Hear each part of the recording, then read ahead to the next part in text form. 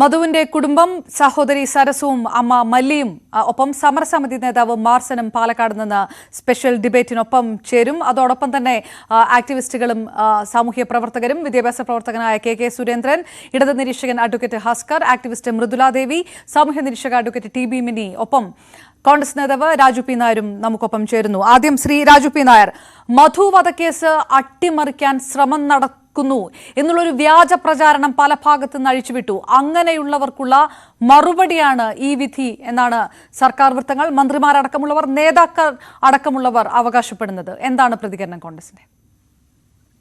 ഇല്ല, മധു വധക്കേസിൽ ശിക്ഷ പ്രഖ്യാപിച്ചിട്ടില്ല. പക്ഷെ അവർ കുറ്റക്കാരാണെന്ന് കണ്ടെത്തിയതിൽ കുറെ സന്തോഷമുണ്ട്. ആ കേസിന്റെ നടത്തിപ്പിൽ സർക്കാരിന് ഒത്തിരി അവകാശപ്പെടാനുണ്ടാകുന്നുള്ള കാര്യത്തിൽ നമുക്ക് സംശയമുണ്ട്. ആ കേസിലെ സ്പെഷ്യൽ പ്രോസിക്യൂട്ടർക്ക് ശമ്പളം പോലും കൊടുക്കാതെ ഉണ്ടായിട്ടുള്ള വിവാദങ്ങൾ നമുക്ക് ഓർമ്മയുണ്ട്. 240 രൂപയായിരുന്നു ശമ്പളം. ആ ശമ്പളം കൊടുക്കണമെന്ന് മധുവിന്റെ അമ്മയും അതുപോലെ തന്നെ ആ വക്കീൽ, സ്പെഷ്യൽ പ്രോസിക്യൂട്ടർ ഉൾപ്പെടെ ഗവൺമെന്റിനോട് ആവശ്യപ്പെട്ടിട്ട് പോലും ശമ്പളം കൊടുത്തത്. അത് ഒന്നല്ല, 2 തവണ അതുണ്ടായി എന്നുള്ളതാണ് എന്റെ ഓർമ്മ. അത്തരത്തിൽ കേസിന്റെ നടപ്പിന് മധുവിന്റെ അമ്മയെ ഭീഷണിപ്പെടുത്തിയ സംഭവങ്ങൾ ഉണ്ടായി, കക്ഷികൾ കൂറുമാറുന്ന സംഭവം ഉണ്ടായി. ഒരു പാവപ്പെട്ട ഒരു കുടുംബത്തിന് നീതി ലഭിക്കേണ്ട സമയത്ത് പോലീസ് അവർക്ക് ആവശ്യത്തിന് ആ വിചാരണ വേളയിൽ സംരക്ഷണം കൊടുത്തിരുന്നു എന്നുള്ള ചോദ്യങ്ങളെല്ലാം ഉയർന്നു വരുന്നുണ്ട്. അതിനൊന്നും സർക്കാരിന് കാര്യമായിട്ടുള്ള അവകാശപ്പെടാനില്ല. പോലീസിന്റെ ഭാഗത്തു നിന്ന് ഗുരുതരമായിട്ടുള്ള അലംഭാവം ഉണ്ടായിട്ടുണ്ട് എന്നുള്ളതൊക്കെ നമുക്ക് വളരെ വ്യക്തമായിട്ട് ഈ വിചാരണ വേളയിലേക്ക് അറിയാവുന്നതാണ്. പിന്നെ രാഷ്ട്രീയമായിട്ടുള്ള മറ്റൊരു കാര്യം കൂടി പറഞ്ഞാൽ, ഇതിലെ ഒരു പ്രതിനെ കഴിഞ്ഞ സമ്മേളന കാലത്ത് CPM ബ്രാഞ്ച് സെക്രട്ടറി ആയിട്ട് തെരഞ്ഞെടുത്തതാണ്. ഓർമ്മയുണ്ടാവും അപർണയ്ക്ക്. അതിനുശേഷം പൊതുസമൂഹത്തിൽ നിന്ന് വലിയ പ്രതിഷേധം ഉണ്ടായപ്പോഴാണ് അയാളെ മാറ്റിയിട്ട് മറ്റൊരു ബ്രാഞ്ച് സെക്രട്ടറി ഉണ്ടാക്കി. അപ്പോ ഈ കേസിനോട് സർക്കാരും അതുപോലെ തന്നെ ഭരിക്കുന്ന പാർട്ടിയായിട്ടുള്ള CPM എടുത്തിട്ടുള്ള നിലപാട് അതിൽ തന്നെ വളരെ വ്യക്തമല്ലേ. ഇത്രമാത്രം ഈ നാടിന് അപമാനം ഉണ്ടാക്കിയ, ലോകത്തിന് മുന്നിൽ കേരളത്തിന് തലകുനിച്ച് നിൽക്കേണ്ടി വന്ന ഒരു സംഭവത്തിന് ഉൾപ്പെട്ട പ്രതിയായിട്ടുള്ള ആളെ CPM ബ്രാഞ്ച് സെക്രട്ടറി ആയിട്ട് തെരഞ്ഞെടുത്തു എന്ന് പറഞ്ഞാൽ അതിനപ്പുറം പിന്നെ CPM ഈ കേസിൽ ഉണ്ടായിട്ടുള്ള താല്പര്യത്തെ കുറിച്ച് അല്ലെങ്കിൽ അവരുടെ സമീപനത്തെ കുറിച്ച് മറ്റൊരു കാര്യം നമ്മൾ പറയേണ്ടതായിട്ടുണ്ടോ? അപ്പൊ അത്തരത്തിലുള്ള ഒത്തിരി കാര്യങ്ങൾ ഇതിനകത്തുണ്ട്. പിന്നെ സാധാരണ CPM ചെയ്യുന്ന പോലെ എല്ലാം കഴിഞ്ഞ് സ്വാഭാവികമായിട്ടുള്ളൊരു നീതി നടപ്പിലായി കഴിയുമ്പോൾ അല്ലെങ്കിൽ ഒരു സ്വാഭാവിക പരിണാമം ഉണ്ടായി കഴിയുമ്പോൾ അവസാനം വന്നിട്ട് പിണറായി എന്നും പറഞ്ഞുകൊണ്ട് ഞങ്ങളാണ് ഇതെല്ലാം ചെയ്തതെന്ന് പറയുന്ന ഏറ്റെടുക്കുന്ന സ്വഭാവം CPM പണ്ടേ കാണിക്കുന്നുണ്ട്. ഇപ്പൊ നമുക്ക് ഓർമ്മയുണ്ടല്ലോ, ബ്രഹ്മപുരത്ത് 13 ദിവസം മുന്ന് നിന്ന് കത്തി അവസാനത്തെ സമയം ഫയർഫോഴ്സ് അണച്ചു കഴിഞ്ഞപ്പോൾ അതിനും ഞങ്ങൾക്ക് ക്രെഡിറ്റ് എന്ന് പറഞ്ഞ് വന്ന സംഭവം. അത്തരത്തിലുള്ള ഒരു അവകാശവാദത്തിനപ്പുറം ഈ കേസിന്റെ നടത്തിപ്പിന്റെ സമയത്തും ഈ കേസിന്റെ ഇന്ന് അവർക്ക് ലഭിച്ചിരിക്കുന്ന നീതി നടപ്പാവുമ്പോൾ CPM സർക്കാരിനും കാര്യമായിട്ട് അവകാശപ്പെടാനൊന്നുമില്ല. പക്ഷേ ശ്രീ രാജു പി നായർ, ഇതിനകത്ത് ഒറ്റയടിക്ക് അങ്ങനെ പ്രോസിക്യൂഷനെയും സർക്കാരിനെയും കുറ്റം പറയാവുന്ന ഒരു സ്ഥിതിയുണ്ടോ? ഇങ്ങനെ സാക്ഷി പട്ടികയിൽ നിന്ന് കൂറുമാറിയവരുടെ ഒരു ലിസ്റ്റ് മറ്റൊരു കേസിലും ഇല്ലാത്ത രീതിയിൽ, അതിൽ രാഷ്ട്രീയമില്ല. മറ്റ് പല സംഭവങ്ങളുള്ളതുപോലെ അട്ടപ്പാടിയിൽ ഒരു രാഷ്ട്രീയമോ രാഷ്ട്രീയ സ്വാധീനത്തിന് പുറമേയുള്ള അട്ടിമറിയോ അല്ല നടന്നിരിക്കുന്നത്. അല്ലാതെ തന്നെ മധുവിന്റെ ബന്ധുക്കൾ തന്നെ പറയുന്നു തങ്ങൾ ആശങ്കയിലാണ്, ഭീഷണിപ്പെടുത്തുന്നുണ്ട്, അത്തരം സാഹചര്യങ്ങളെല്ലാം ഉണ്ടെന്ന്. ഇങ്ങനെ കൂറുമാറുന്ന ഒരു വലിയ സാക്ഷി പട്ടിക അത് പ്രോസിക്യൂഷനെ സംബന്ധിച്ചിടത്തോളം വലിയ വെല്ലുവിളിയാണല്ലോ. ഈ വെല്ലുവിളി മറികടന്നുകൊണ്ട് ഇങ്ങനൊരു വിധി പ്രസ്താവത്തിലേക്ക് എത്തുക എന്നുള്ളത് അതൊരു ചാലഞ്ചിങ് ആയിട്ടുള്ള കാര്യമാണ്. അതിലേക്ക് പ്രോസിക്യൂഷന് കടക്കാനായില്ലേ? അല്ല, അതുകൊണ്ടാണ് ഞാൻ നേരിട്ടൊരു അട്ടിമറി സർക്കാർ നടത്തിയത് ഞാൻ പറയില്ല എന്ന് പറഞ്ഞതിന്റെ കാര്യം അതാണ്. പക്ഷേ ഞാൻ നേരത്തെ സൂചിപ്പിച്ച പോലെ ഇത് അവർ പറഞ്ഞത് ഞാൻ സൂചിപ്പിച്ചാണ് ഇതിനിടയ്ക്ക്. ഈ കേസിൽ ഉൾപ്പെട്ട ആൾക്കാര് പ്രതിയുടെ മധുവിന്റെ അമ്മയും കുടുംബത്തെയും ഭീഷണിപ്പെടുത്തുമ്പോൾ അല്ലെങ്കിൽ അവർക്ക് ഈ പറയുന്ന കോടതിയിൽ വാദിക്കുന്ന സമയത്ത് അവർക്ക് വേണ്ട സംരക്ഷണം കൊടുക്കുമ്പോൾ സാക്ഷികൾ കൂറുമാറുന്ന സാഹചര്യം ഉണ്ടാകുമ്പോൾ ഒന്നും സർക്കാർ അവരുടെ ഒപ്പം നിന്നില്ല എന്നുള്ള കാര്യം സംശയമുണ്ടോ? പ്രോസിക്യൂട്ടർക്ക് 240 രൂപ ഫീസ് കൊടുക്കാൻ വേണ്ടി ആ മധുവിന്റെ അമ്മയുൾപ്പെടെയുള്ളവർ പരാതി കൊടുത്തിട്ട്, ഈ പ്രോസിക്യൂട്ടർ പരാതി കൊടുത്തിട്ട് അതിൽ പോലും അലംഭാവം ഉണ്ടായി എന്ന് പറഞ്ഞാലും ആ കേസ് നടക്കുന്ന സമയത്ത് അതിൽ ഉൾപ്പെട്ട കേസിലെ പ്രതി അയാളെ ഇന്ന് ശിക്ഷിച്ചിട്ടുണ്ടെന്നാണ് ഞാൻ മനസ്സിലാക്കുന്നത്. അയാളെ ബ്രാഞ്ച് സെക്രട്ടറി ആക്കാൻ CPM തീരുമാനിച്ചു എന്നൊക്കെ പറഞ്ഞാൽ നമ്മളെ സ്വാഭാവികമായിട്ട് ഇവർക്ക് ഇതിനകത്തുള്ള എത്രമാത്രം സത്യസന്ധത പ്രതിപക്ഷത്തിന്റെ ആരോപണം, കോൺഗ്രസിന്റെ ആരോപണം ആ രീതിയിൽ വരുമ്പോൾ മധുവിന്റെ കുടുംബം ആ നിലപാടിൽ തന്നെ നിൽക്കുന്നുണ്ടോ എന്നുള്ളതാണ്.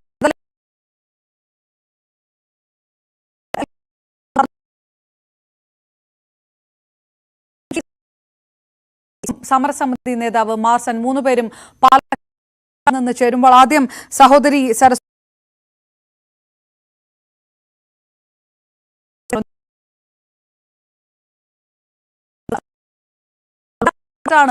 ഈ ഒരു വിധി വരുമ്പോൾ ശരിക്കും അതിലൊരു ആശ്വസിക്കാനില്ലേ?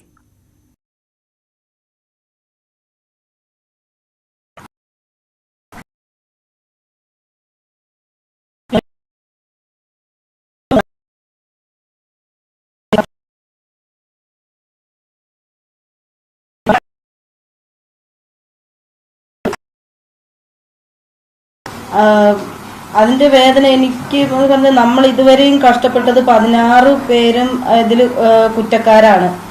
അപ്പൊ അത് കണ്ടെത്തണം എന്നുള്ള ആ ഇതിലാണ് നമ്മൾ മുന്നോട്ട് വന്നത്. പക്ഷെ അങ്ങനെ വരുമ്പം 14 പേര് കുറ്റക്കാരാണെന്ന് കണ്ടെത്തി 2 പേരെ വെറുതെ വിട്ടു എന്ന് കേട്ടപ്പം ഒരു ആശ്വാസവും സങ്കടവും രണ്ടും ഉണ്ട്. അതുകൊണ്ട് എൻ്റെ മധുവിന് നീതി കിട്ടിയെന്ന് ഞാൻ പറയില്ല. എൻ്റെ മധുവിന് നീതി കിട്ടിയിട്ടില്ല. എന്നാലും നമ്മൾ ഇതിനെതിരെ മേൽക്കോടതിയെ സമീപിക്കും. അമ്മ മല്ലിയും അങ്ങനെ തന്നെ കരുതുന്നു. 2 പേരെ വെറുതെ വിട്ടിരിക്കുന്നു. ഒരാള് 16ാമത്തെ പ്രതിക്കുള്ള ശിക്ഷയും കുറവാണ്. അപ്പോൾ മധുവിന്റെ കുടുംബത്തിന് നിങ്ങൾക്ക് നീതി കിട്ടിയില്ല എന്ന് അമ്മയും കരുതുന്നു.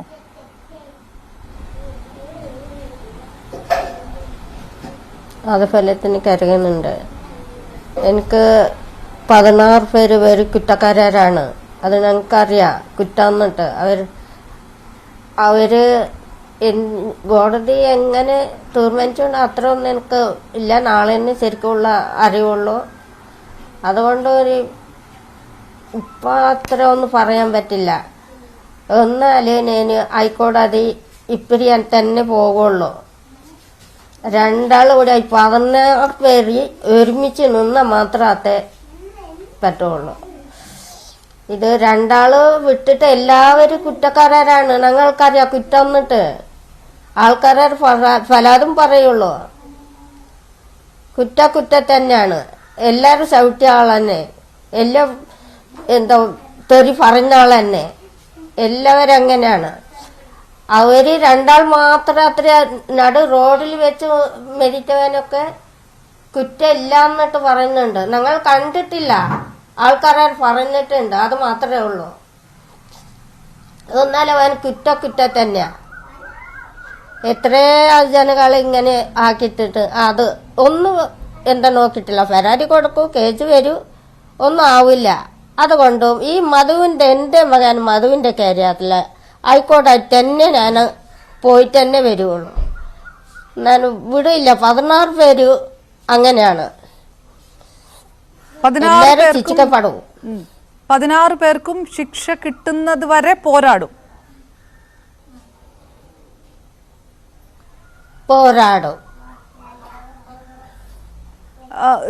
സരസു, ഇതിനകത്ത് കൊലപാതക കുറ്റമാണ് പ്രോസിക്യൂഷൻ വാദിച്ചിരുന്നത്. പക്ഷേ വിധി പ്രസ്താവത്തിൽ ഉണ്ടായിരിക്കുന്നത് മനഃപൂർവ്വമല്ലാത്ത നരഹത്യ.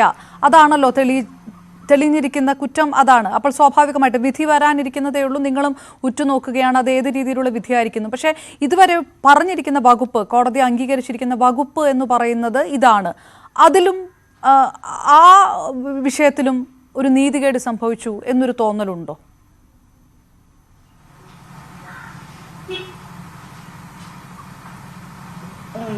എന്തായാലും അതിലും നീതികേട് സംഭവിച്ചിട്ടുണ്ട്.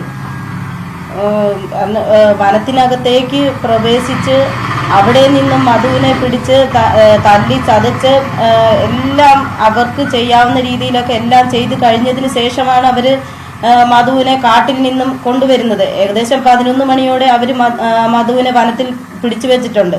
പിടിച്ചു വെച്ച് അവർക്ക് ചെയ്യേണ്ടതൊക്കെ ചെയ്തു. പക്ഷെ അതിലേ വന്നപ്പം കണ്ട മെഹർനീസ കൂറുമാറിപ്പോയി. അതൊക്കെ മെഹർനീസ കണ്ടിരുന്നു. മധുവിനെ അതിലെ കൊണ്ടുവരുന്ന അവിടെ നിർത്തുന്ന ഒക്കെ മെഹർനീസയ്ക്ക് അറിയാമായിരുന്നു.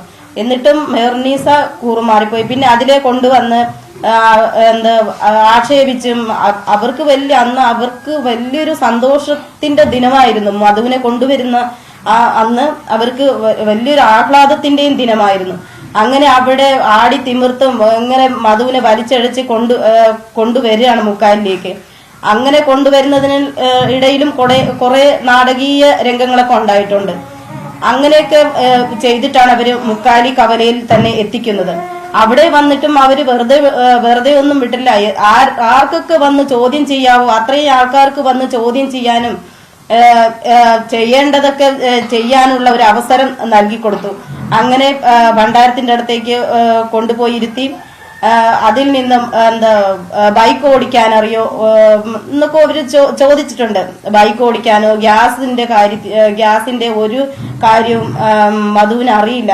അങ്ങനെ ഒന്നും അറിയാത്ത ഒരു മനുഷ്യനെ ചെന്നിട്ട് പറയാണ് അവര്, എന്താ നീ ബൈക്ക് ഓടിച്ചില്ലടാ, അതെന്താ മധു പറയുന്നേ ആന്ന്. അവന് അങ്ങനെ പറയുള്ളൂ. അവന്റെ അവസ്ഥ അങ്ങനെയാണ്. ആ സമയത്ത് അവനോട് ഒന്നും പറയാൻ സമ്മതിക്കാത്ത ഒരു രീതിയിലായിരുന്നു അവരുടെ കൈകാര്യം ചെയ്യല് അതില്. അപ്പൊ അങ്ങനെയൊക്കെ ചെയ്തുകൊണ്ടിരിക്കുന്ന മധുവിനെ അവിടെ നിന്ന് നമ്മുടെ ആദിവാസികളായ ഒരുപാട് ആൾക്കാർ അവിടെയും ഉണ്ടായിരുന്നു. പക്ഷെ അവരുണ്ടായിരുന്നിട്ട് പോലും അവരും ഉണ്ടായിരുന്നു. ഇവരുടെ മുമ്പിൽ അവർക്ക് ഒന്ന് എടുത്തു പറയാൻ ഒരു പേടി. കാരണം നമ്മൾ വളർന്ന രീതികളും നമ്മുടെ അവസ്ഥയൊക്കെ അങ്ങനെയാണ്. അവരെ പേടിച്ച് അത്രയും എടുത്തു പറയാൻ അറിയില്ല. ഇപ്പൊ ഞാൻ സംസാരിക്കുമ്പോൾ തന്നെ എല്ലാവർക്കും മനസ്സിലാവുന്നുണ്ടാവും. എന്നാലും ഒരുപാട് കാര്യങ്ങൾ ഇങ്ങനെ പറയാൻ അറിയാതെ ഞാനും ഒരുപാട് വാക്കുകൾ കിട്ടാൻ കഴിയാതെ ഞാനും സംസാരിക്കുന്നത് എല്ലാവരും കേൾക്കുന്നുണ്ടാവും. അതെനിക്കറിയാം. അപ്പൊ അതുപോലെ തന്നെയാണ് നമ്മുടെ ആൾക്കാർക്ക് അവരുടെ മുമ്പിൽ അവര് പറയുമ്പം എടുത്തു പറയാൻ ഒരു പേടി. അങ്ങനെ അതുകൊണ്ട് നമ്മുടെ ആൾക്കാരൊന്നും മിണ്ടിയില്ല. അവരും എന്തോ ഇതില് ചെന്ന് പെടണ്ടെന്നും പറഞ്ഞ് അവര് മാറിപ്പോയി. പക്ഷെ ഇവര് അവിടുത്തെ റൗഡികളായിരുന്നു. ഇവർക്ക് അങ്ങനെ മാറിപ്പോകാൻ കഴിയില്ലല്ലോ. ഒരാളെ കിട്ടിയിട്ടുണ്ട്. അപ്പൊ ഇനിയിപ്പോ അവിടെയുള്ള ജനങ്ങളെ മൊത്തം വലിയൊരു കള്ളനെ പിടിച്ചു വെച്ചിട്ടുണ്ടെന്നും പറഞ്ഞുകൊണ്ട് ആണല്ലോ അവര് ആഹ്ലാദ തിമിർപ്പോടെ എല്ലാരെയും പിടിച്ച് അവിടെ വരുത്തി തീർത്തെ. എന്നിട്ട് അവരെയൊക്കെ പിടിച്ചിട്ട് അവിടെ നിന്നും ഒരുപാട് അവനെ ആവശ്യമില്ലാത്ത ഒരുപാട് കാര്യങ്ങൾ പറഞ്ഞ് അവനെ എന്താ കള്ളനാണ്, എന്താ അവിടെ ഇവിടെ നിന്നൊക്കെ ഇങ്ങനെ കേറി നടക്കും, ഏതോ വീട്ടിൽ കയറും എന്നൊക്കെ അവർ ആവശ്യമില്ലാത്ത രീതിയിലൊക്കെ പറഞ്ഞുണ്ടാക്കി. പക്ഷെ അത് ചെയ്യുന്നത് അവരായിരിക്കാം. അത് അവര് മധുവിന്റെ തലയിൽ ഇട്ടിട്ട് അവർക്ക് മധുവിനെ കൊല്ലണം എന്നുള്ള ഒരു രീതിയിലായിരിക്കും. ചിലപ്പോ അവരിനി എന്തിനു വേണ്ടിയിട്ടാണോ, ഇനി വനത്തിനകത്ത് മധു ഇരിക്കുന്നത് അവർക്ക് ഇഷ്ടപ്പെടുന്നില്ലാഞ്ഞിട്ടാണോ ഒന്നും അറിയില്ല. അവർക്ക് അങ്ങനെയാണ് അവര് വനത്തിനകത്ത് ഇരുന്ന മധുവിനെ പിന്നെ എന്തിനാണ് അവർ പിടിച്ചുകൊണ്ടുവന്നത്? മനഃപൂർവ്വമല്ലാത്ത ഈ പറഞ്ഞ സരസ്വതി മനഃപൂർവ്വമല്ലാത്ത നരഹത്യ കുറ്റം അത് നിലനിൽക്കുന്നില്ല. അതൊരിക്കലും അംഗീകരിക്കാൻ കഴിയില്ല. കരുതിക്കൂട്ടി തന്നെ നടന്ന ഒരു കൊലപാതകമാണ്. അതുകൊണ്ട് മനഃപൂർവ്വമല്ലാത്ത ഒരു നരഹത്യ എന്നുള്ളൊരു കുറ്റം അത് തങ്ങൾക്ക് നീതി കിട്ടിയിട്ടില്ല എന്ന് പറയുന്നതിന് തക്കതാണ് അല്ലേ? അതെ അതെ അതെ അതെ.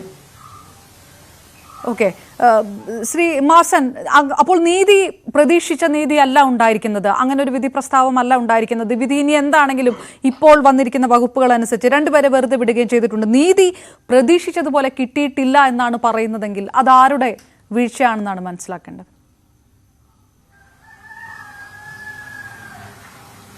അതായത് ഇതിൽ ഞാൻ മനസ്സിലാക്കുന്നത് 302 ആണ്. 302 304 ഉണ്ടായിരുന്നാണ് ഞാൻ മനസ്സിലാക്കുന്നത്. 302 വേണ്ടിയാണ് പ്രോസിക്യൂട്ടർ ശക്തമായ നിലപാടെടുത്തത്, വാദിച്ചത്. അതിനുവേണ്ടിയാണ് ഡോക്ടർ മൊഴി നൽകിയത്.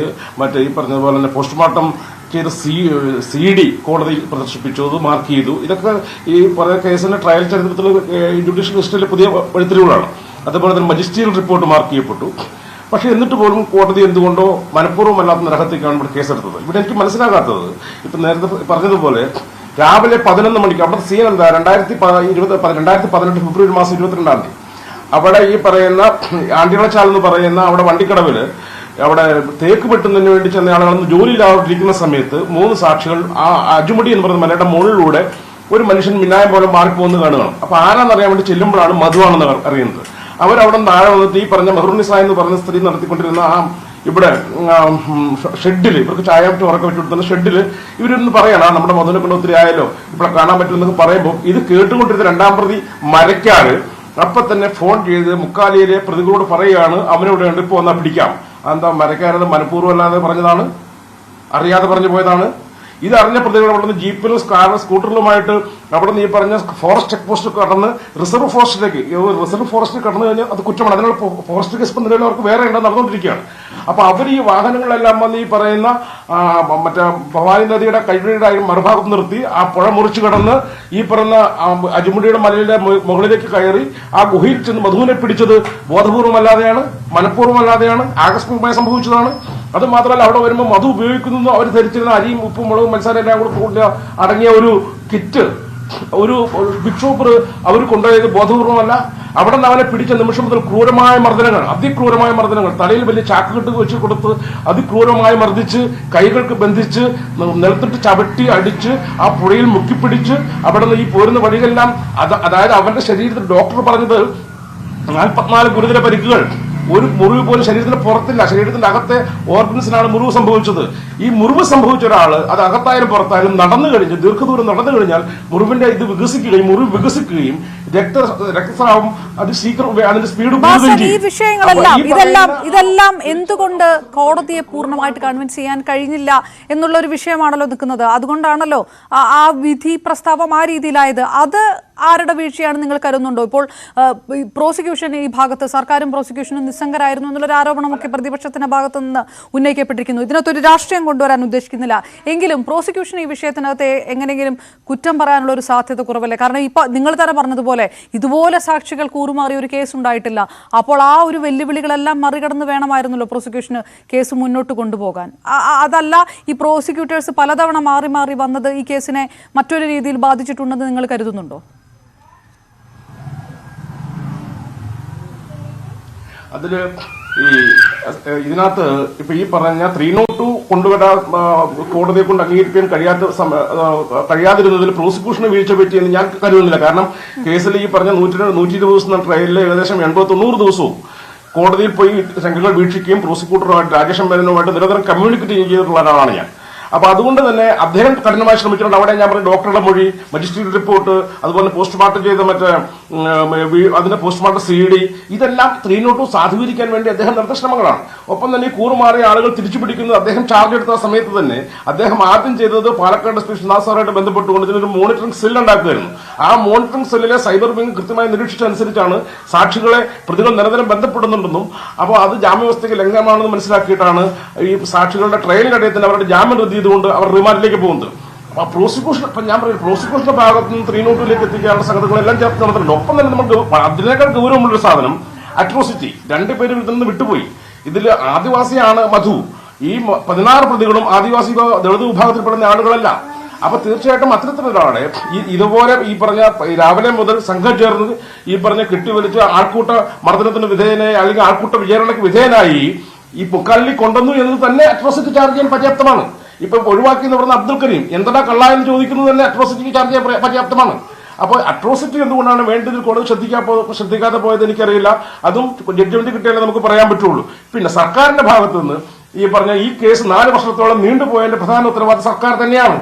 ഇതൊരു രാഷ്ട്രീയം എന്നല്ല ഞാൻ പറയുന്നത്. കാരണം ഈ ഗോപിനാഥൻ വക്കീല് 2018 തന്നെ പ്രോസിക്യൂട്ടറായി ചാർജ് എടുക്കുന്നുണ്ട്. 2021 അദ്ദേഹം വേണ്ടത്ര സൗകര്യങ്ങളോ ഓഫീസ് സൗകര്യങ്ങളോ ഒന്നും റെമ്യൂണറേഷനോ കൊടുക്കാത്തതുകൊണ്ടാണ് മാറിയെന്ന് പറഞ്ഞാണ് അദ്ദേഹം രാജിവെക്കുന്നത്. അതുപോലെ രഘുനാഥ് വന്നിട്ടും അത് തന്നെയാണ് അവസ്ഥ. എന്തിന് രാജേഷ് മേനോന് പോലും അത് വ്യക്തമാക്കിയ കാര്യമാണ്. നേരത്തെ തന്നെ മധുവിന്റെ കുടുംബം ഉന്നയിച്ച വിഷയങ്ങളാണ്. ശ്രീമതി സരസു, പലതവണ നിങ്ങൾ ഉന്നയിച്ച വിഷയമാണ് അത്. ആ പരാതിയായിട്ട് വന്നതാണ് പ്രോസിക്യൂട്ടർക്ക് ഫീസ് നൽകുന്നില്ല എന്നതടക്കമുള്ള വിഷയങ്ങൾ പ്രോസിക്യൂട്ടർമാർ പലതവണ മാറി വരികയും ചെയ്തത്.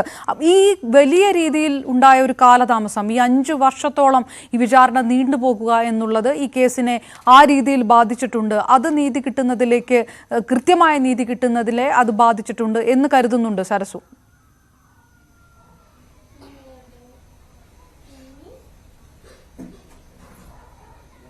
ഒരു 4 വർഷത്തെ ഇടവേള ഉണ്ടായിരുന്നു. ആ ഒരു ഇടവേള തന്നെ ആയിരിക്കാം ചിലപ്പം ഈ ഇങ്ങനെ സംഭവിച്ചതെന്ന് എനിക്ക് തോന്നിപ്പോന്നേ. കാരണം ആ 4 വർഷത്തിൽ ഒരുപാട് ഒന്നും അറിയാതെ ഞങ്ങൾ ആ വേദന എന്ത് ചെയ്യണം എന്നുള്ളൊരു വേദന ഞങ്ങൾ അനുഭവിച്ചിരുന്നു. ഒരു പക്ഷേ അന്നേ നമ്മളെ സഹായിക്കാൻ ആരെങ്കിലും ഒക്കെ എത്തുമായിരുന്നുവെങ്കിൽ ഒരു പക്ഷെ നമുക്ക് ആ കേസ് ഇതിനു മുന്നേ ഇതിന്റെ വിധി നടപ്പായിരുന്നിട്ടുണ്ടാവും. അപ്പം ചിലപ്പം നമ്മുടെ മധുവിന് നീതി കിട്ടുന്ന രീതിയിൽ എത്തിച്ചേർന്നിട്ടുണ്ടാവും. അന്ന് എല്ലാവരും ഏകദേശം നമ്മളോടൊപ്പം നിന്ന് എന്തിനും സഹകരിക്കുന്ന ആദ്യത്തെ ആ ഒരു ഇതിൽ ഉണ്ടായിരുന്നു. കാരണം പിന്നീട് കേസ് തുടർന്ന് വന്നിരുന്നുവെങ്കിൽ ഒരു പക്ഷേ നീതി കിട്ടുമായിരുന്നു.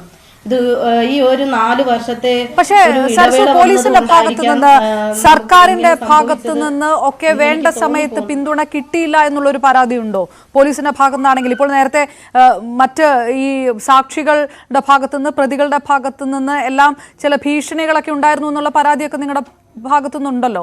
പോലീസിന്റെ ഭാഗത്തു നിന്നെല്ലാം കൃത്യമായ രീതിയിൽ ഒരു പിന്തുണ കിട്ടിയില്ല, അങ്ങനെ ഒരു പരാതി ഉണ്ടോ?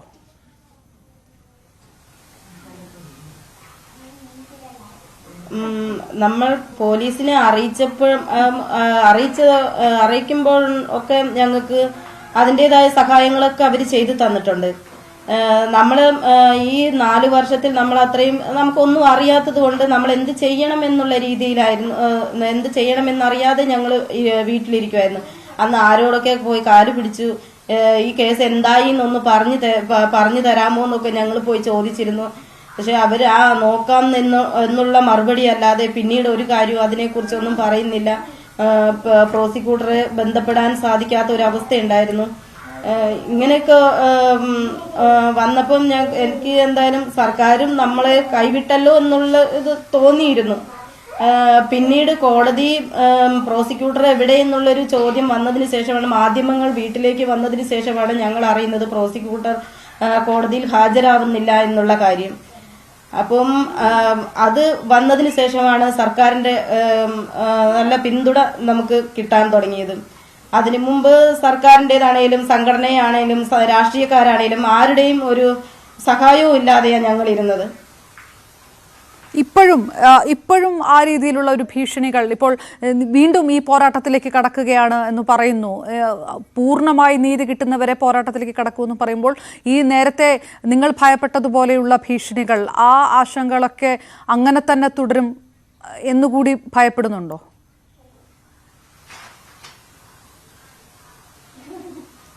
ഇനി അങ്ങോട്ട് എനിക്ക് അതിനെ പേടിക്കാനൊന്നുമില്ല. സർക്കാരും അതുപോലെ സമൂഹവും മാധ്യമങ്ങളും എല്ലാവരും നമ്മളോടൊപ്പം ഉണ്ട്. കേരളം ഒട്ടാകെ എന്നല്ല, ലോകത്തിലുള്ള ഒരുപാട് ആൾക്കാർ നമ്മുടെ ഒപ്പം ഉണ്ട്. അവര് നമ്മളെ വിളിച്ച് കാര്യങ്ങളൊക്കെ അന്വേഷിക്കുന്നുണ്ട്. അങ്ങനെയൊക്കെ ചെയ്യുമ്പം നല്ലൊരു ധൈര്യം പകർന്നു തരുന്നുണ്ട്. അതൊക്കെ ഇപ്പം എനിക്ക് പേടിക്കാനോ ഇത് ഇനി മുന്നോട്ട് കൊണ്ടുപോകാൻ പറ്റില്ല എന്നോ അങ്ങനെയൊന്നും എനിക്ക് തോന്നിയിട്ടില്ല. ഇനിയിപ്പം ഞങ്ങൾ എന്തായാലും ധൈര്യത്തോടെ തന്നെ മുന്നോട്ട് പോകും. ഈ കേസിനെ നമ്മൾ നേരിടും. സർക്കാരിന്റെ സഹായമാണ് ഞങ്ങൾക്ക് വേണ്ടതെങ്കിൽ ഞങ്ങൾ സർക്കാരിനെ സമീപിക്കും. അതുപോലെ പോലീസിന്റെ സഹായമാണ് ഞങ്ങൾക്ക് വേണ്ടതെങ്കിൽ ഞങ്ങൾ പോലീസിനെ സമീപിക്കും.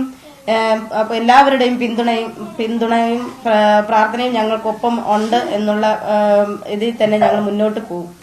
അമ്മ മല്ലിയും ആ പ്രതീക്ഷയിൽ തന്നെ, കാരണം ഇനി പ്രതിഭാഗം അപ്പീൽ കൊടുത്ത് മുകളിലേക്കുള്ള കോടതിയിലേക്ക് പോകാൻ തുടങ്ങുകയാണ്. അപ്പോഴും നിങ്ങളുടെ പോരാട്ടം തുടരുമ്പോഴും സർക്കാരിൻ്റെയും ജനസമൂഹത്തിൻ്റെയും രാഷ്ട്രീയക്കാരുടെയും ഇന്ന രാഷ്ട്രീയമെന്നില്ലാതെ എല്ലാവരുടെയും ഒപ്പം നിങ്ങളുടെ ഒപ്പം തന്നെ ഉണ്ടാകും എന്നാണ് പ്രതീക്ഷ, അല്ലേ?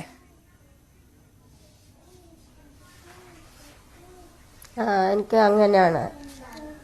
എല്ലാ ജനങ്ങളും ഞങ്ങളുടെ ഒപ്പം ഉണ്ട് എന്നിട്ടാണ് എൻ്റെ അഭിപ്രായം. മുന്നോട്ട് തന്നെ പോവുള്ളൂ. മാർസൻ, ഒരുപാട് വാഗ്ദാനങ്ങൾ ആ സമയത്ത് അട്ടപ്പാടിക്ക് വന്നിരുന്നു നിങ്ങൾക്ക്, അതായത് മധുവിൻ്റെ കുടുംബത്തിന് മാത്രമല്ല അട്ടപ്പാടിക്കും. ഇപ്പം ഈ ഒരു അവസരത്തിൽ അത് പറയുമ്പോൾ പല ഭാഗത്തു നിന്ന് ഉയർന്ന വിമർശനങ്ങളിൽ അതുകൂടിയുണ്ട്. ആ പല വാഗ്ദാനങ്ങളും ജലരേഖ പോലെ ഇല്ലാതായി പോയി എന്നുള്ളൊരു ആരോപണങ്ങളൊക്കെ ഒരു വശത്തുണ്ട്. പ്രത്യേകിച്ച് മധുവിൻ്റെ അമ്മ ആവശ്യപ്പെട്ട ഒരു മാനസികാരോഗ്യ കേന്ദ്രം അടക്കമുള്ള കാര്യങ്ങൾ പോലും. കാരണം ഇനി മധുമാരുണ്ടാകാതിരിക്കണം. വിശ്വനാഥനെ പോലുള്ള ഒരു കേസുകളൊക്കെ ഇവിടെ സംഭവിക്കുന്നത് നിങ്ങൾക്കും അറിയുന്ന കാര്യമാണ്. കാര്യമാണ്. അപ്പോൾ അത്തരം വാഗ്ദാനങ്ങളിൽ ഒരു കൃത്യമായ നടപടി ഉണ്ടായിട്ടുണ്ടോ? ഇപ്പോൾ ഈ കേസിൽ കാണിക്കുന്ന എല്ലാവരും പ്രകടമാക്കുന്ന ആത്മാർത്ഥത ഇത്തരം കാര്യങ്ങളിൽ കൂടി വാഗ്ദാനങ്ങൾ പാലിക്കുന്നതിൽ കൂടി ഉണ്ടായിട്ടുണ്ടോ? സത്യസന്ധമായി ചോദിച്ചാൽ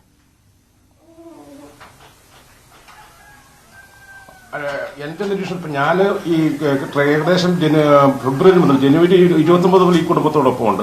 ജൂൺ 8 മുതൽ ഇവരോടൊപ്പമാണ് ഞാൻ താമസിക്കുന്നത്.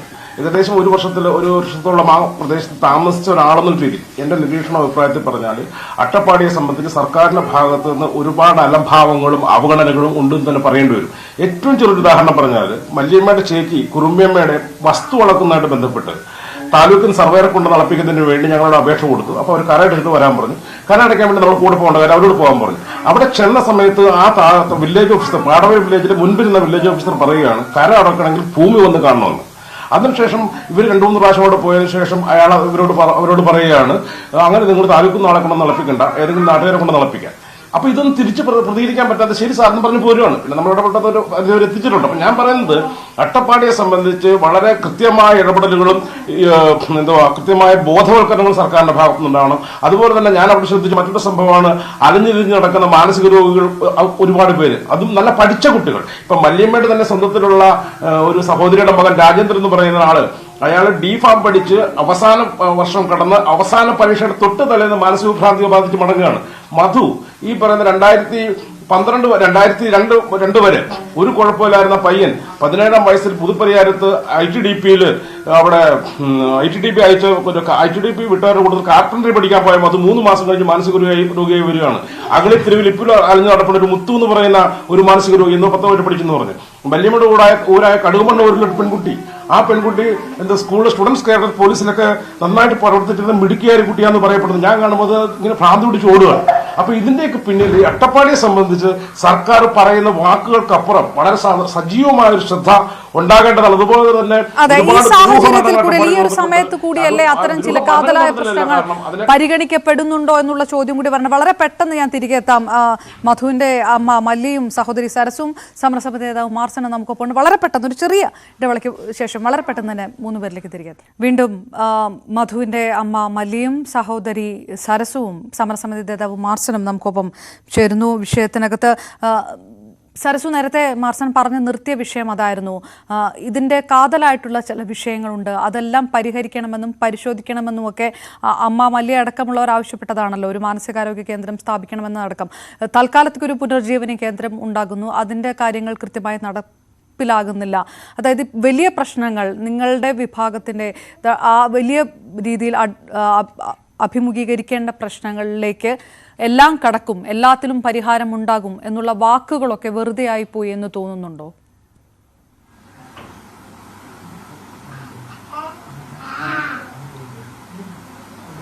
ഒരു മാനസികാരോഗ്യ കേന്ദ്രം നമുക്ക് അട്ടപ്പാടിയിൽ ആവശ്യമുണ്ടെന്ന് ഞങ്ങൾ സർക്കാരിനോട് അറിയിച്ചിരുന്നു. അപ്പം നമ്മളോട് വെച്ച് തരാം എന്ന് പറഞ്ഞു. പക്ഷെ അതൊക്കെ ഒരു വാഗ്ദാനം തന്നെയായിരുന്നു. ഇല്ലെങ്കിൽ സർക്കാർ വിചാരിച്ച എന്താ നടക്കാത്തത്?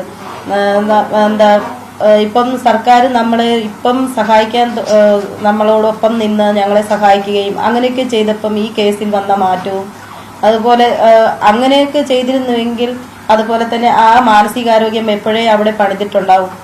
അങ്ങനെ ഒരുപാട് നമ്മുടെ ആദിവാസികളെ ഒരുപാട് ചെറുപ്പക്കാരും മുതിർന്നവരും ഇങ്ങനെ മാനസികമായിട്ട് അവിടെ ഇവിടെ അലഞ്ഞ് ഇങ്ങനെ നടക്കുന്നുണ്ട്.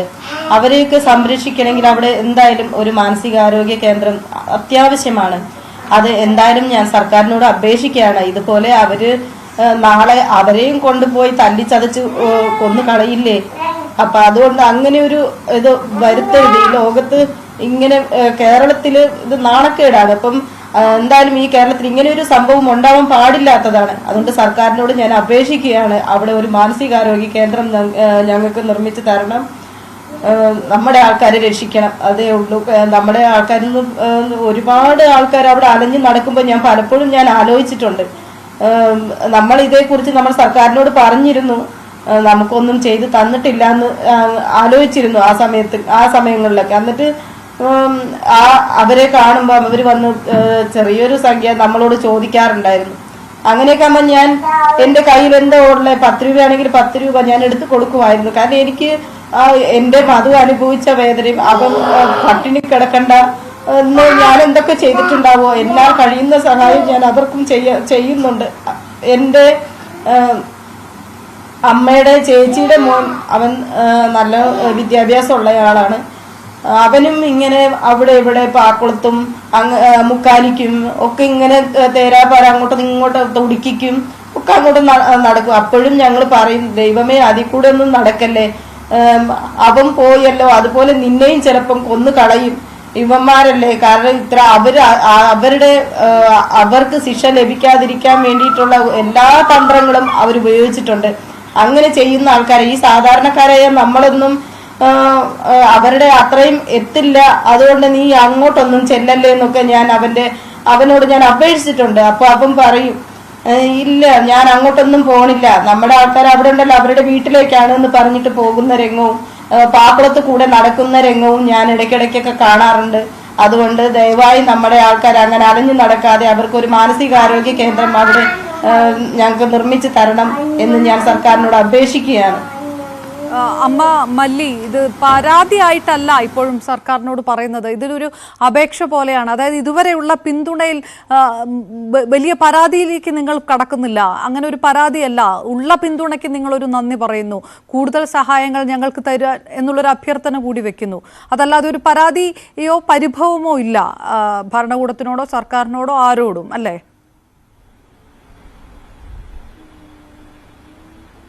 ആരോട് അങ്ങനെ ഒന്നുമില്ല. എന്നാലും ഞങ്ങൾക്ക് ഇത് എന്ത് പറയാൻ എന്നിട്ട് അങ്ങനെയൊക്കെ സെർച്ച് പറഞ്ഞ പോലെ തന്നെ കിട്ടിയാൽ എനിക്ക് നല്ലത് എന്നിട്ട് തന്നെ ഞങ്ങൾ പറയുള്ളൂ. അങ്ങനെ ഞങ്ങളുടെ ആൾക്കാരങ്ങനെ ചോദിക്കുകയില്ല, അപേക്ഷിക്കുകയില്ല. ഒരുത്തണോ രണ്ടിടൊക്കെ പോയി ചോദിക്കൂ, അവരങ്ങനെയാണ് ഇങ്ങനെയാണ്, ഉറപ്പുറച്ച കൊണ്ടോ ശരിയാവും കിട്ടുമില്ല, അങ്ങനെയാണ് ഇങ്ങനെയാണ് എന്നിട്ട് പറഞ്ഞാൽ രണ്ട് ആൾക്കാരെ വീട്ടിൽ തന്നെ വന്നെടുക്കൂ, പിന്നെ ഇങ്ങോട്ടും പോകില്ല. അതേപോലെ കുറെ ആൾക്കാർ അങ്ങനെ ഉണ്ട്. അങ്ങനെ കിട്ടിയാൽ ഞങ്ങൾക്ക് നല്ലത് തന്നെ. തീർച്ചയായിട്ടും അമ്മ മല്ലി കൂടി പ്രതികരിച്ച് ഞാൻ 3 പേരിലേക്കും വരാം. ഇപ്പോൾ special public prosecutor Shri Rajesh Menon നമുക്കൊപ്പം ചേരുന്നു. പ്രോസിക്യൂഷൻ പരമാവധി ശ്രമിച്ചു, പ്രത്യേകിച്ച് കൊലക്കുറ്റം കോടതിയെ ബോധ്യപ്പെടുത്താൻ പരമാവധി ശ്രമിച്ചു എന്ന് തന്നെയാണ് മധുവിൻ്റെ കുടുംബവും പറയുന്നത്. പക്ഷേ ഇപ്പോൾ ഉണ്ടായിരിക്കുന്ന ഈ വിധി പ്രസ്താവം മധുവിന് പൂർണ്ണമായ നീതി കിട്ടിയിട്ടുണ്ട് എന്നവർ കരുതുന്നില്ല. അതുകൊണ്ട് തന്നെ അവർ മേൽക്കോടതിയിലേക്ക് പോകണമെന്ന് കരുതുകയും ചെയ്യുന്നു. ഒരു കുടുംബത്തെ സംബന്ധിച്ച് നോക്കുമ്പോൾ ആ ഭാഗത്ത് ന്യായമുണ്ടല്ലോ, അല്ലേ? എന്നോടാണോ? അതെ, തീർച്ചയായും. അല്ല, കുടുംബത്തിന്റെ ആ ഒരു കാര്യം നമുക്ക് മനസ്സിലാവും. കാരണം വിധി പ്രസ്താവത്തില് അവർ തൃപ്തരല്ല എന്നുള്ളത് തീർച്ചയായിട്ടും പ്രോസിക്യൂഷന്റെ ഭാഗത്ത് നിന്ന് ചിന്തിക്കുമ്പോഴും എനിക്കത് ഉൾക്കൊള്ളാൻ സാധിക്കും. പക്ഷെ ഈ കേസിന്റെ വെല്ലുവിളികള് കേരളത്തിലെ വേറൊരു കേസിനും ഇതുവരെ നേരിടാത്ത സാഹചര്യത്തിലുള്ള വെല്ലുവിളികൾ നേരിട്ടുകൊണ്ട് മുന്നോട്ട് വന്നിട്ടുള്ള കേസാണ്. അതും കൂടി നമ്മൾ ഇതിന്റെ പശ്ചാത്തലത്തിൽ നിന്ന് ഓർക്കും നന്നായിരിക്കും എനിക്ക് തോന്നുന്നു. കേരള സമൂഹം നടന്നും മനസാക്ഷി മരവിച്ചു നിന്നപ്പോഴും ഈ കേസില് തുടക്കം മുതല് സർക്കാരായിക്കോട്ടെ പ്രതിപക്ഷമായിക്കോട്ടെ സ്വീകരിച്ചിട്ടുള്ള നിലപാടുകളും കൂടി നമ്മൾ ഒത്തുവായിട്ട് പോകണം. ഞാനിന്നിപ്പോ ന്യൂസ് ചാനൽ 24 തോന്നുന്നു ബഹുമാനപ്പെട്ട പ്രതിപക്ഷ നേതാവിന്റെ ഒരു പ്രതികരണം കണ്ടിരുന്നു. അതിൽ അദ്ദേഹം പറയുന്നു, പ്രോസിക്യൂഷനും സർക്കാരും പല പ്രാവശ്യങ്ങളിലും പലയിടത്തും ഈ ഇതിന്റെ നടത്തിപ്പില് നിസ്സംഗത പാലിച്ചു എന്നാണ് അദ്ദേഹം വാക്ക് ഉപയോഗിച്ചുള്ളത്. നിസ്സംഗത. ഞാൻ പ്രോസിക്യൂട്ടറായി വന്നതിന് ശേഷം ഈ കേസിൽ നമ്മൾ നിസ്സംഗത ഭാവിച്ചിട്ടുള്ള ഒരു അവസരം പോലും ഒരു പ്രതിസന്ധി ഘട്ടങ്ങളിൽ പോലും ഉണ്ടായിട്ടില്ല ഈ കേസിൽ. നിരുത്തരവാദിത്വപരമായിട്ടുള്ള ഇത്തരത്തിലുള്ള സ്റ്റേറ്റ്മെന്റുകൾ വളരെ ഉത്തരവാദിത്വപ്പെട്ട രാഷ്ട്രീയ പ്രവർത്തകർ പറയുന്നത് വളരെ നിർഭാഗ്യകരമാണ് എന്ന് എനിക്ക് അതിൽ പറയാനുള്ളൂ. പക്ഷേ ശ്രീ രാജേഷ് മേനോൻ, അവർ പറഞ്ഞു താങ്കളെ ഉദ്ദേശിച്ചുകൊണ്ടാകണമെന്നില്ലല്ലോ ഇതിന് മുൻപ്. അല്ല, എന്നെ ഉദ്ദേശിക്കണ്ട. പക്ഷെ ഈ കേസിന്റെ നടത്തിപ്പ് എന്ന് പറഞ്ഞ ട്രയൽ നടക്കുന്നത് ഞാനുള്ളപ്പോഴാണ്. പിന്നെ ആരെ ഉദ്ദേശിച്ച് പറഞ്ഞു? വ്യക്തമാക്കണമല്ലോ. പ്രതിപക്ഷ നേതാവ് അനാവശ്യമായിട്ട് ഇത്തരത്തിലുള്ള ഈ വിധി തന്നെ എത്തുന്നത് ഏതൊക്കെ ഇതിലാണ് ഇന്നേ വരയ്ക്ക് പ്രതിപക്ഷ നേതാവ് ഇത്രയും വലിയ ഒരു ആത്മലോകത്തൊക്കെ ഇത് ഉണ്ടായിരുന്നുവെങ്കിൽ ഈ കേസിന്റെ കൂറുമാറ്റ വേളകളിലൊക്കെ എന്ത് നടപടിയാണ് അദ്ദേഹത്തിന്റെ ഘടകകക്ഷിയായി അവിടെയുള്ള MLA അടക്കമുള്ള ആളുകൾ ഈ കേസിൽ സ്വീകരിച്ചിട്ടുണ്ടെന്ന് ഈ പറഞ്ഞിട്ടുള്ള മല്ലിയമ്മ സരസ്വടക്കുള്ള ആളുകൾ അവിടെ ഉണ്ടല്ലോ. അവരോട് ചോദിച്ചു നോക്കൂ. അവർക്ക് അനുകൂലമായിട്ട് എന്തെങ്കിലും തരത്തിലുള്ള ഒരു സ്റ്റേറ്റ്മെന്റ് നാളെ ഇതുവരെ ഈ പറഞ്ഞിട്ടുള്ള MLA ഈ പറഞ്ഞ കോൺഗ്രസിന്റെ ഏതെങ്കിലും നേതാവോ ഈ പ്രതിപക്ഷ നേതാവ് ഉൾപ്പെടെയുള്ള ആളുകൾ പക്ഷേ രാജേഷ് മേനോൻ സ്പെഷ്യൽ പബ്ലിക് പ്രോസിക്യൂട്ടറുടെ ഭാഗത്ത് നിന്ന് പ്രോസിക്യൂഷന്റെ ഭാഗത്ത് നിന്ന് ചെയ്തിരിക്കുന്ന പ്രവർത്തനങ്ങളെല്ലാം ശ്ലാഘനീയമാണ്. അതിൽ യാതൊരു തർക്കവുമില്ല. അതിൽ ഒരു എതിരഭിപ്രായം പ്രകടമാക്കുന്നില്ല. പക്ഷേ ജസ്റ്റിസ് എതിരഭിപ്രായം പ്രകടമാക്കുന്ന തരത്തിലുള്ള വാർത്തകൾ അല്ല ഞാൻ ചോദിക്കുന്നത്, ഈ ജസ്റ്റിസ് ഡിനൈഡ് എന്നുള്ളൊരു സംഭവം ഉണ്ടല്ലോ. ഒരുപക്ഷെ ഈ ഇത്രയും വർഷം അത് നീണ്ടുപോകുക, ട്രയലിലേക്ക് ഇത്രയും നീണ്ടുപോകുക, പ്രോസിക്യൂട്ടർമാർ ഇല്ലാതാകുന്ന ഒരു സാഹചര്യം ഉണ്ടാവുക, അതെല്ലാം ഉണ്ടായിരുന്നതല്ലേ? ഈ കേസിൽ അസ്വാഭാവികത ട്രയലിലേക്ക് നീണ്ടുപോകുന്നതിൽ നിന്നല്ല തുടങ്ങുന്നത്. ഇത് നിങ്ങൾ തുടക്കം മുതൽ വായിക്കൂ. ഈ കേസിലെ പ്രതികൾക്ക് ജാമ്യം 3 മാസത്തിന് അപ്പുറമുള്ള സമയത്ത് ജാമ്യം കൊടുത്ത് ഈ പ്രതികളെ 4ഓളം വർഷം ഈ പറഞ്ഞിട്ടുള്ള സാക്ഷികളുടെ കൂടെ കഴിയാൻ വിട്ടത് തന്നെ തെറ്റല്ലേ? സ്വാധീനവും ഈ സ്വാധീനിക്കാനുള്ള ഇടയും ആരുണ്ടാക്കിയെന്നാ പറയണേ? ഈ പറഞ്ഞ ജാമ്യം കൊടുത്തിട്ടില്ലാത്ത സാഹചര്യത്തിൽ അണ്ടർ ട്രയൽ പ്രിസണേഴ്സ് ആയിട്ട് ഇവരെ നിർത്തിയിട്ട് ഇത് പ്രൊസീഡ് ചെയ്ത് പോകേണ്ട കേസല്ലേ? ഇത്രയും വലിയൊരു ആട്രസിറ്റി നടന്നിട്ടുള്ള ഒരു കേസിൽ എന്തുകൊണ്ട് അങ്ങനെ ഒരു സമീപം, അങ്ങനെ ഒരു നടപടിക്രമോ സർക്കാരിന്റെ ഭാഗത്തുനിന്നും ഉണ്ടായില്ല? ശരിയായിരുന്നല്ലോ. ഒന്ന് സ്ഥലം MLA ഭാഗത്തുനിന്ന് സഹായ സഹകരണങ്ങൾ ഉണ്ടായിരുന്നോ? ഒരു സഹായവും ഉണ്ടായിട്ടില്ല എന്ന് മാത്രമല്ല, അദ്ദേഹം ഈ കേസ് എന്തായിരുന്നു അദ്ദേഹത്തിനും വിളിച്ചു നന്നായിരിക്കും. ഇപ്പൊ തന്നെ എനിക്ക് തോന്നുന്നു അദ്ദേഹം അറിയാൻ സാധ്യതയില്ല. എനിക്ക് TV കണ്ടറിഞ്ഞാലേ ഉള്ളൂ. എന്താണ് ഈ കേസ്, ആരൊക്കെ ഉണ്ടായിരുന്നു, എന്തൊക്കെയാണെന്ന് അദ്ദേഹത്തിനോട് ചോദിക്കുന്നത് നന്നായിരിക്കും. MLA അല്ലേ, അറ്റ്ലീസ്റ്റ് അതെങ്കിലും അറിയില്ല. ഇതിനകത്ത് അതായത് ഒരു രാഷ്ട്രീയം ഒരു ഭാഗത്ത് നിന്ന് വരുമ്പോൾ അതിനെ പ്രതിരോധിക്കാനുള്ള മറ്റൊരു രാഷ്ട്രീയ ഒന്നുമല്ല, ഒരു രാഷ്ട്രീയവും ഇതിൽ വേണ്ട. രാഷ്ട്രീയം കലർത്താനും എനിക്ക് ആഗ്രഹമില്ല. ഒരു MLA എന്ന് പറയുന്ന ഒരു രാഷ്ട്രീയക്കാരനെന്ന് ആദ്യം മനസ്സിലാക്കും. ഒരു MLA എന്ന് പറഞ്ഞാൽ ഉത്തരവാദിത്തപ്പെട്ട് ജനങ്ങൾ തെരഞ്ഞെടുത്ത് അവരുടെ കാര്യങ്ങൾ നോക്കുവാനായി ഉത്തരവാദിത്തം ഏൽപ്പിച്ച ഒരു ആളാണ്. എന്നാൽ അദ്ദേഹം ഒരു രാഷ്ട്രീയ സ്പെഷ്യൽ പ്രോസിക്യൂട്ടർ രാജേഷ് മേനോൻ, അദ്ദേഹത്തിന് ടെലിഫോൺ കട്ടായി പോയിരിക്കുന്നു. അദ്ദേഹം വലിയ രീതിയിലുള്ള ഒരു ഗുരുതരമായിട്ടുള്ള ഒരു ആരോപണം ഉന്നയിച്ചിരിക്കുന്നത് സ്ഥലം MLA ഭാഗത്തു നിന്ന് പരിപൂർണ നിസ്സഹകരണമാണ് ഈ വിഷയത്തിനകത്തുണ്ടായിരുന്നത് എന്ന്, ഈ കേസിന്റെ വിഷയം പോലും അദ്ദേഹത്തിന് അറിയുകയായിരുന്നില്ല എന്നുള്ളൊരു ആരോപണം. ഏതായാലും ഈ വിധി വരാനിരിക്കുന്നതേ വിധി പ്രസ്താവം വരുമ്പോൾ തന്നെ പ്രത്യാരോപണങ്ങൾ ഇരു ഭാഗത്തു നിന്നും ഉയരുന്ന ഒരു കാഴ്ച കൂടി മധു വധക്കേസുമായി ബന്ധപ്പെട്ട് കണ്ടുകൊണ്ടിരിക്കുന്നു. മധുവിന്റെ കുടുംബം നമുക്കൊപ്പം തുടരുകയാണ്. വളരെ പെട്ടെന്ന് തിരികെ എത്താം. ഏതായാലും ചെറിയ സാങ്കേതിക വിഷയങ്ങളാണ്.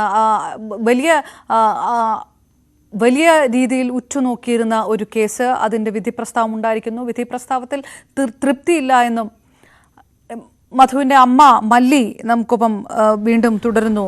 അമ്മ മല്ലി, ഇതിനകത്ത് MLA ഭാഗത്തു നിന്നടക്കം വേണ്ട വിധത്തിലുള്ള സഹായം കിട്ടിയില്ല എന്നുള്ളൊരു പരാതി ഉണ്ടായിരുന്നു നിങ്ങൾക്ക്?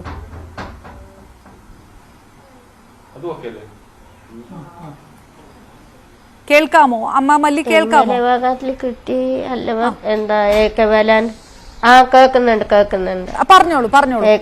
ഏക്കവലാൻ ചാറ് എന്താ 8 ലക്ഷം 8.5 ലക്ഷം തന്നായിരുന്നു. പിന്നെ മുഖ്യമന്ത്രി 10 ലക്ഷം തന്നായിരുന്നു. അത് മാത്രമേ ഞങ്ങൾക്കറിയാം. കേസുമായി മുന്നോട്ട് പോകുമ്പോൾ അതിനുള്ള സഹകരണങ്ങൾ ഉണ്ടായിരുന്നില്ല.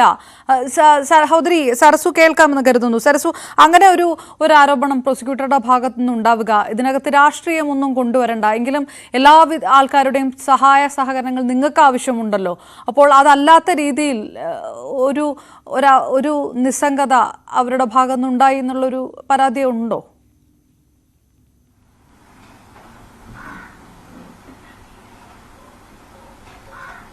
ക്വസ്റ്റ്യൻ മനസ്സിലായില്ല. ഒരു പരാതി ഉണ്ടോ ഇങ്ങനെ വേണ്ട വിധത്തിലുള്ള സഹായങ്ങൾ ഉണ്ടായില്ല, MLA-യുടെ ഭാഗത്തു നിന്ന് ഉണ്ടായില്ല എന്നാണ് പ്രോസിക്യൂട്ടർ ഇപ്പോൾ പറഞ്ഞത്? അങ്ങനെ ഒരു പരാതി മധുവിന്റെ കുടുംബത്തിനുണ്ടോ?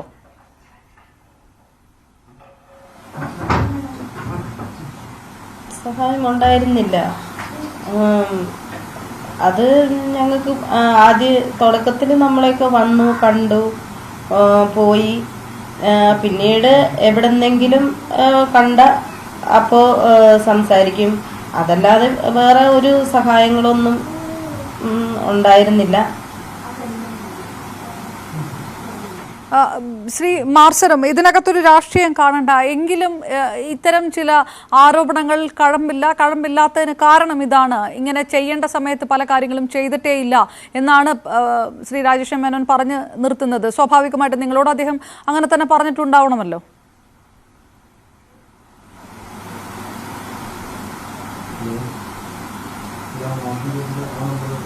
ശ്രീ മാർസൻ കേൾക്കാമെന്ന് കരുതുന്നു.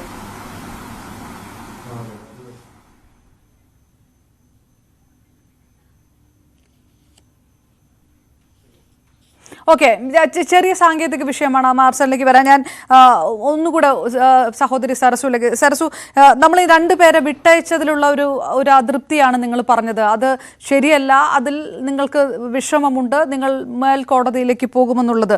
അതുപോലെ ഈ 16-ാം പ്രതിയുടെ വിഷയം മുനീർ, അത് ജാമ്യം ലഭിക്കാവുന്ന ഒരു കുറ്റമാണ് അദ്ദേഹത്തിനെതിരെ തെളിഞ്ഞിരിക്കുന്നത്. പരമാവധി ആ വകുപ്പിൽ 352 IPC-യിൽ 3 മാസം തടവായിരിക്കും കിട്ടുക. അപ്പോൾ അതടക്കം ഓരോ പ്രതികൾക്കും കിട്ടാനിടയുള്ള ശിക്ഷ സംബന്ധിച്ചും നിങ്ങളുടെ ഉള്ളിലൊരു ആശങ്കയുണ്ടോ ഇപ്പോൾ തന്നെ, വിധി വരുന്നതിന് മുമ്പ് തന്നെ?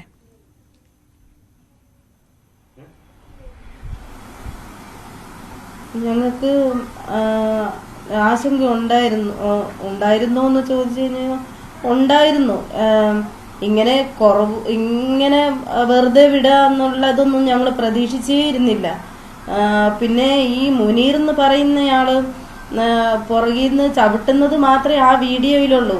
അല്ലാത്ത രംഗങ്ങളൊന്നും വീഡിയോയിൽ അവർ പകർത്തില്ലല്ലോ എല്ലാം കൂടെ. അയാൾ അല്ലാത്ത ഒരുപാട് കാര്യങ്ങളും അവിടെ ചെയ്തിട്ടുണ്ട്.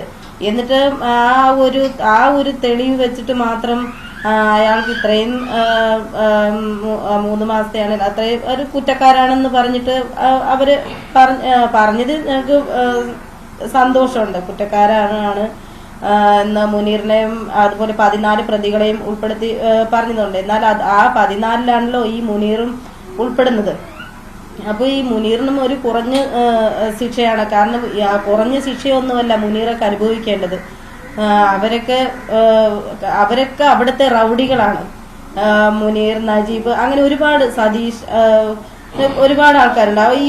ഈ പ്രതികളൊക്കെ മുന്നേയും ഒരുപാട് ആൾക്കാരുമായിട്ട് തട്ടുത്തരം പറയുകയും നമ്മുടെ ആൾക്കാരെ ഒരു താഴ്ന്ന രീതിയിൽ കാണുകയും അങ്ങനെയൊക്കെ ചെയ്തിരുന്നവരാണ്. അപ്പൊ അവർക്ക് ഞങ്ങൾ ആദിവാസികളാണ്, ഞങ്ങൾ ആദിവാസികളായതുകൊണ്ട് ആദിവാസികളൊന്നും തിരിച്ചു പറയില്ല, അതിനെ പ്രതികരിക്കില്ല എന്നാണ് അവര് കണ്ടിരുന്നത്. അതുകൊണ്ടാണ് മധു കൊല്ലപ്പെട്ടപ്പോഴും ഇത്രയും പ്രശ്നങ്ങൾ ഉണ്ടാവില്ല എന്നാണ് അവര് മനസ്സിൽ ചിന്തിച്ചിരുന്നത്.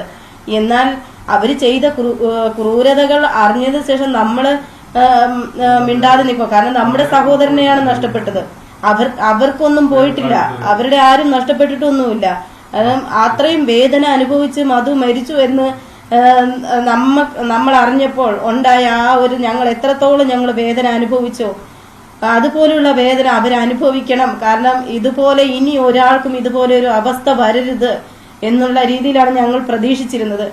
പക്ഷേ എന്തോ 14 പേര് കുറ്റക്കാരാണെന്ന് കണ്ടെത്തി 2 പേരെ വെറുതെ വിടുകയും ചെയ്തു. ഇതിൽ വിഷമമുണ്ട്. ശ്രീ മാർസന് കേൾക്കാമോ? ഓക്കെ സർ, ഒരു കാര്യം കൂടെ പറഞ്ഞ് അവസാനിപ്പിക്കുമ്പോൾ, പിന്തുണ വേണമെന്ന് നിങ്ങൾ അഭ്യർത്ഥിച്ചിരുന്നു. അങ്ങനെ ജനസമൂഹം കൂടെ നിൽക്കുകയാണ്, സർക്കാർ കൂടെ നിൽക്കുകയാണ്, മാധ്യമങ്ങൾ കൂടെ നിൽക്കുകയാണ്. അതുകൊണ്ട് തന്നെ ഈ പോരാട്ടമായി മുന്നോട്ട് പോകും എന്നുള്ള ഒരു വിശ്വാസമുണ്ട്. ആ ഒരു വിശ്വാസമാണ് നിങ്ങളെ നയിക്കുകയും ചെയ്യുന്നത്. ഈ മധു വധക്കേസിലെ പ്രതികൾക്ക് പൊതുസമൂഹത്തിന് മുന്നിൽ ഒരു സ്വീകാര്യത അത് കുറഞ്ഞിട്ടുണ്ട്. എന്തായാലും അതൊരു 5 വർഷം മുമ്പത്തെയോ അല്ലെങ്കിൽ ഈ കഴിഞ്ഞ വർഷങ്ങളിലെ പോലെയല്ല. ഈ ഒരു വിധി പ്രസ്താവത്തോടു കൂടി ആ സ്വീകാര്യത അവരുടെ കുറഞ്ഞിട്ടുണ്ട്. അത്രയെങ്കിലും ഒരു ആശ്വാസകരമായിട്ടുള്ള ഒരു വിശ്വാസമുണ്ടല്ലോ അല്ലേ?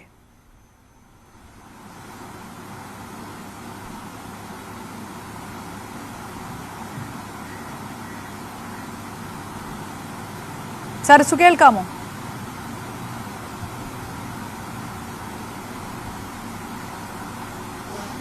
സരസു കേൾക്കാമോ? ഞാൻ ചോദിക്കുന്നത് കേൾക്കാമോ? കേൾക്കാമോ?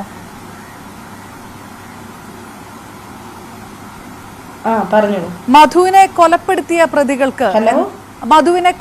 പ്രതികൾക്ക് പൊതുസമൂഹത്തിൽ ആ സ്വീകാര്യത എന്തായാലും കുറഞ്ഞിട്ടുണ്ട്. അത് വിധി പ്രസ്താവത്തോടുകൂടി അത് അവര് കുറ്റക്കാരാണെന്ന് തന്നെ പൊതുസമൂഹം കാണുന്നു.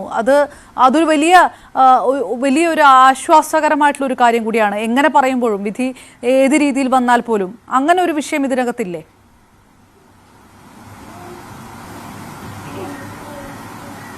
ഉണ്ട്, തീർച്ചയായും. നമ്മുടെ പൊതുസമൂഹം എല്ലാവരും നമ്മളോട് ഒപ്പമുണ്ട് എന്ന് കണ്ടപ്പോൾ തന്നെ എനിക്ക് നല്ലൊരു ആശ്വാസമായിരുന്നു. ആശ്വാസവും സന്തോഷവും. കാരണം എല്ലാവരും നമ്മളോടൊപ്പം ഉണ്ടല്ലോ. അതുപോലെ സർക്കാരും മാധ്യമങ്ങളും ജനസമൂഹവും എല്ലാവരുടെയും സഹായം കിട്ടാൻ തുടങ്ങിയതോടെ എനിക്കും നല്ല ആത്മവിശ്വാസം, എല്ലാവരും ഉണ്ടല്ലോ എന്നുള്ളൊരു ആത്മവിശ്വാസം എൻ്റെ മനസ്സിലുണ്ടായി. അതിന് എനിക്ക് ഇനി പേടിച്ച് നിന്നിട്ട് കാര്യമില്ല, നമ്മൾ എന്തായാലും മുമ്പോട്ട് തന്നെ പോകണം എന്നുള്ള ധൈര്യം നമ്മുടെ ജനസമൂഹം പകർന്നു നൽകുകയായിരുന്നു. അപ്പോൾ ഇത് വെച്ച് ഞങ്ങൾ മുന്നോട്ട് തന്നെ പോകും. ആ ഒരു പിന്തുണയാണ് അമ്മ മല്ലിയും ആവശ്യപ്പെടുന്നത്. ജനങ്ങളോട് ആ ഒരു പിന്തുണ ഞങ്ങൾക്ക് തരണം. ഇനി മേൽക്കോടതിയിലേക്ക് പോകുമ്പോൾ ആ പിന്തുണ, ആ ഉറപ്പ് ഞങ്ങൾക്ക് മറ്റുള്ള ജനങ്ങളും തരണം എന്ന് തന്നെയാണ് ആവശ്യപ്പെടുന്നത് അല്ലേ?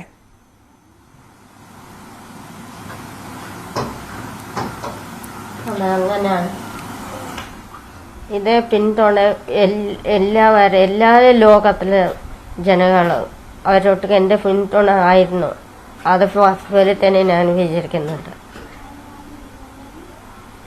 തീർച്ചയായും ഏതായാലും പോരാട്ടവുമായി മുന്നോട്ട് പോകും. ഈ നീതിയല്ല, ഞങ്ങൾക്ക് പൂർണ്ണമായ നീതി കിട്ടണം, എല്ലാ പ്രതികൾക്കും ശിക്ഷ അർഹിക്കുന്നുണ്ട് എന്നുള്ള കാര്യത്തിൽ ഉറച്ചു നിൽക്കാൻ വളരെയധികം നന്ദി. ഇത്രയും നേരം കാര്യം ന്യൂസ് 18 പ്രേക്ഷകർക്കൊപ്പം ചേർന്നതിന് മധുവിൻ്റെ സഹോദരി സരസുവും അമ്മ മല്ലിയും ഒപ്പം സമരസമിതി നേതാവായിട്ടുള്ള മാർസനും ഒരുപാട് നന്ദി 3 പേരോടും സ്പെഷ്യൽ ഡിബേറ്റിനൊപ്പം ചേർന്നതിന്. 2018 ഫെബ്രുവരി 22-നായിരുന്നു അട്ടപ്പാടിയിൽ ആൾക്കൂട്ട മർദ്ദനമേറ്റ് ആദിവാസി യുവാവായ മധു കൊല്ലപ്പെടുന്നത്. മാനസിക വെല്ലുവിളി നേരിട്ടിരുന്ന യുവാവായിരുന്നു മധു. മുക്കാലിക്ക് സമീപത്തെ വനത്തിനുള്ളിൽ നിന്നാണ് മധുവിനെ പ്രതികൾ കള്ളൻ എന്ന് വിളിച്ച് പിടികൂടി മർദ്ദിക്കുന്നത്. ഇപ്പോഴും നടുക്കവും വേദനയും ഉണ്ടാക്കുന്ന ആ സംഭവത്തെക്കുറിച്ച് ഞങ്ങളുടെ പ്രതിനിധി പ്രസാദ് ഉടുമ്പശ്ശേരിയെ തയ്യാറാക്കിയ റിപ്പോർട്ടോടുകൂടി സ്പെഷ്യൽ ഡിസ്കഷൻ പൂർണ്ണമാകുന്നു. നമസ്കാരം.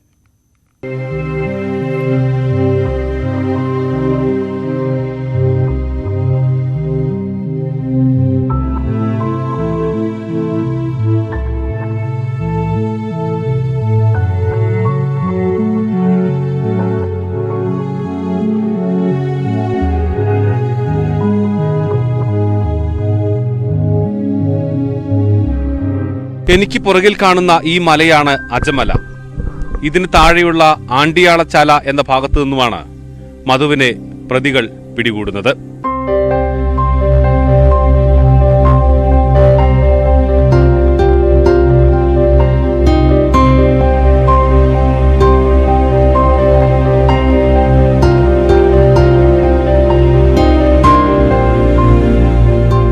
അഞ്ചു വർഷങ്ങൾക്ക് ശേഷം മധു താമസിച്ചിരുന്ന കാട്ടിലേക്ക് അജമലയ്ക്ക് താഴെയുള്ള ആണ്ടിയാളച്ചാളയിലേക്ക് നടന്നു പോകുമ്പോൾ പ്രതികൾ തന്നെ പുറത്തുവിട്ട ആ വേദനിപ്പിക്കുന്ന ദൃശ്യങ്ങൾ മാത്രമായിരുന്നു മനസ്സിൽ. 2018 ഫെബ്രുവരി 22-ന് ഉച്ചയ്ക്ക് 12:40-നാണ് സംഭവങ്ങളുടെ എല്ലാം തുടക്കം.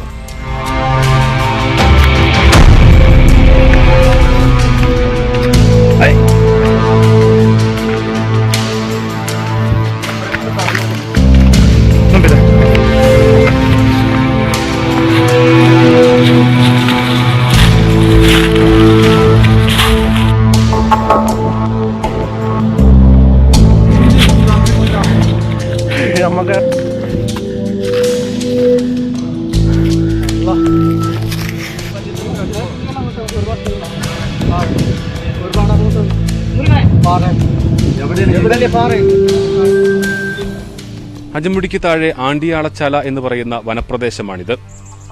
മുക്കാലിയിൽ നിന്നും ഏറെ ദൂരം നടന്നു വേണം ഇവിടെ എത്താൻ. നമുക്ക് കാണുന്ന ഈ പ്രദേശത്തായിരുന്നു മധു അന്ന് കഴിഞ്ഞിരുന്നത്.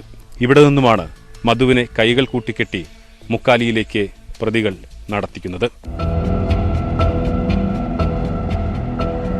മധു ജീവിച്ചിരുന്നതിന്റെ ഒരു തെളിവും ഇപ്പോൾ ഇവിടെയില്ല. മധു തന്നെയില്ലാത്ത ഈ ലോകത്ത് പിന്നെന്ത് അടയാളം? ഈ വനത്തിൽ നിന്നുമാണ് മധുവിനെ കൈകൾ കെട്ടി മുക്കാലിയിലേക്ക് നടത്തിച്ചത്.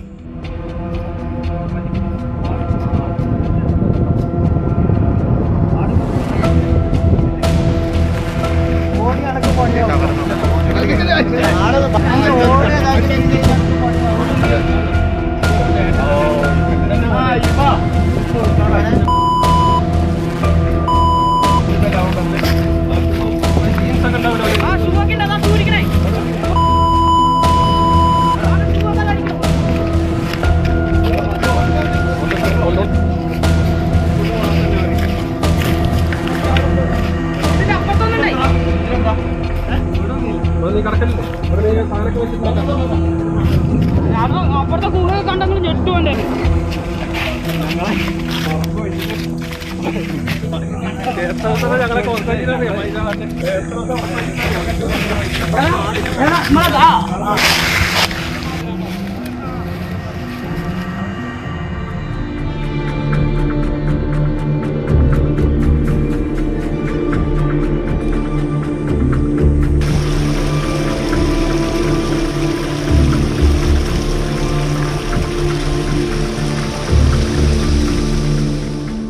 വനത്തിൽ നിന്നും പിടിച്ചുകൊണ്ടുപോയ മധുവിനെ ഈ റോഡിലൂടെയാണ് മുക്കാലിയിലേക്ക് കൊണ്ടുപോകുന്നത്.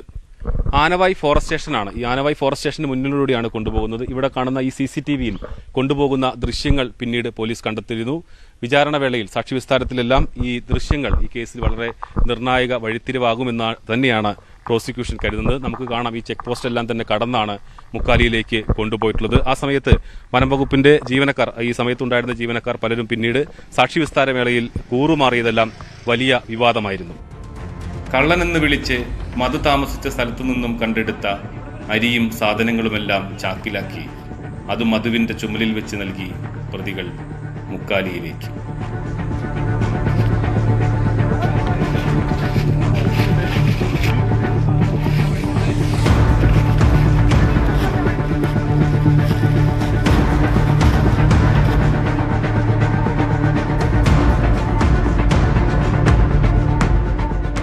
ഒടുവിൽ മധുവിനെ എത്തിക്കുന്നത് ഇവിടെയാണ്, അട്ടപ്പാടിയുടെ പ്രവേശന കവാടമായ മുക്കാലിയിൽ. ഇവിടെ വെച്ചാണ് മധു വീണ്ടും ആൾക്കൂട്ട വിചാരണയ്ക്ക് ഇരയാകുന്നതും മർദ്ദനത്തെ തുടർന്ന് കൊല്ലപ്പെടുന്നതും. മധു വീണ്ടും ആൾക്കൂട്ട വിചാരണയ്ക്കും മർദ്ദനത്തിനും ഇരയാകുന്നത് ഇവിടെ വെച്ചാണ്. ചവിട്ടേറ്റ് സമീപത്തെ ഭണ്ഡാരത്തിലേക്ക് തലയിടിച്ച് വീഴുന്നതും ഇവിടെ വെച്ചാണ്.